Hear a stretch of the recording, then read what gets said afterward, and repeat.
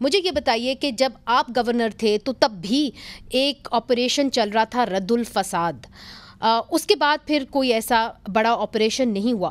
کیا اب وقت آ گیا ہے کہ ایک اور آپریشن کی ضرورت ہے؟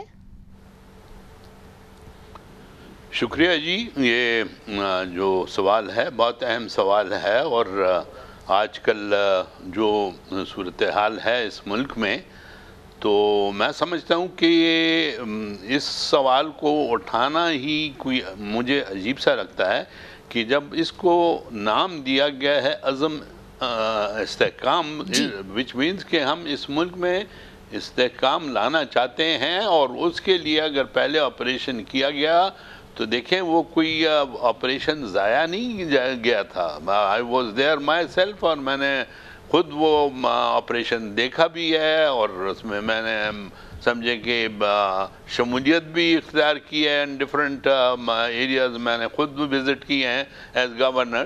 تو یہ تو جب بھی ایسے حالات ملک میں آئیں گے تو یقیناً ہم چاہتے ہیں کہ اس ملک میں استحکام آئے، اور اس کے لیے اگر کوئی آپریشن کرنا پڑے تو میرے خیال میں کہ اس سے گریز نہیں کرنا چاہیے. اگر وہ نہیں کریں گے آپ تو پھر کیسے استحکام لے کر آئیں گے؟ اس کے لیے کوئی راستہ تو، اگر کوئی کہتا ہے کہ آپریشن نہیں ہونا چاہیے تو وہ کوئی راستہ بتائیں کہ پھر کون سے راستے سے جا کر ہم استحکام اس ملک میں لائیں.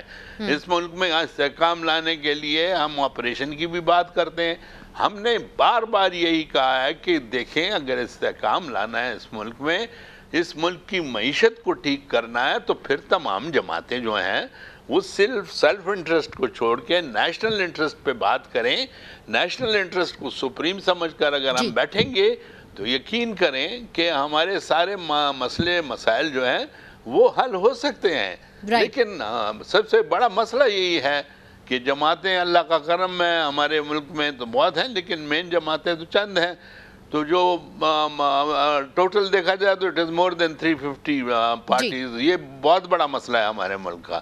لیکن اینی ہاؤ جو مین پارٹیز ہیں ان کا ایک موقف ہونا چاہیے، اور وہ ہونا چاہیے کہ سپریم نیشنل انٹرسٹ کو آگے رکھ کر، اور اس پہ ہم اگر وہ کریں گے تو استحکام لانا میرے خیال میں کہ کوئی ایسی بات نہیں ہے. ہر جگہ دنیا میں یہ مسئلے ہو رہے ہیں، لیکن یہ نہیں کہ وہ وہاں پر ویسے ہاتھ پہ ہاتھ رکھ کر بیٹھے ہیں، وہ بھی آپریشنز بھی کرتے ہیں اور وقت آ گیا. آپ کا یہ کہنا ہے کہ آپریشن کرنا ضروری ہے.